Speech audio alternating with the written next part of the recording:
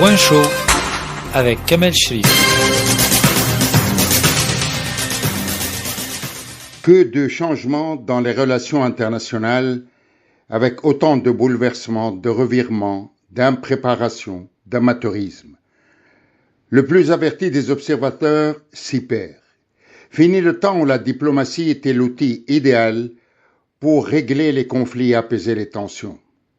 Aujourd'hui, c'est la loi du plus fort qui prime, et Israël en est le meilleur exemple, avec un Netanyahou flanqué de ministres d'extrême droite qui ne respectent ni droit, ni loi, ni convention, et qui profite du soutien américain, prend le monde en otage. Aujourd'hui, l'hypocrisie et le mensonge sont devenus les normes, et les exemples sont nombreux. On vend ouvertement ou secrètement des armes à Israël en lui demandant d'épargner les civils. De qui se moque-t-on?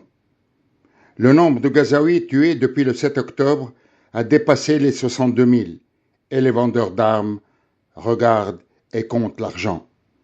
Aujourd'hui, le règlement des conflits guerriers est devenu un spectacle offert gratuitement aux téléspectateurs du monde entier.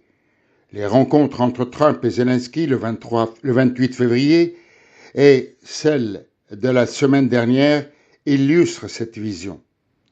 On a vu des réunions au format peu commun, comme cette image de 7 Européens assis face au président américain. L'image ne pardonne pas. Quelle différence avec le sommet à Anchorage entre Trump et Poutine, qui a eu droit à un accueil de seigneur. Au sommet se prépare au moindre détail, et toute parole ou geste sont scrutés à la loupe.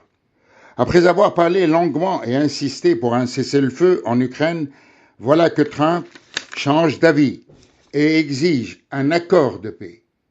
Et pour ne pas le froisser, les Européens sont contraints de changer de vocabulaire, car ils parlent d'arrêter les massacres plutôt que de cesser le feu.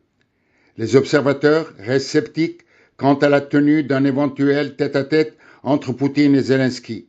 On avance des noms de villes et voilà que Poutine propose Moscou, ce qui est inconcevable pour Zelensky. Poutine a mis la barre très haut car il sait que personne ne serait d'accord. Bien évidemment, tout le monde parle de paix. On se dit en faveur de la paix, mais sans trop s'engager. Voilà pourquoi Netanyahou agit à sa guise à Gaza et en Cisjordanie occupée, qu'il compte annexer. Si on ne l'arrête pas, il ira au bout de son plan machiavélique. Hier, c'était la journée mondiale de l'aide humanitaire décrétée par l'ONU. À quoi ça sert? Il vaut mieux la supprimer.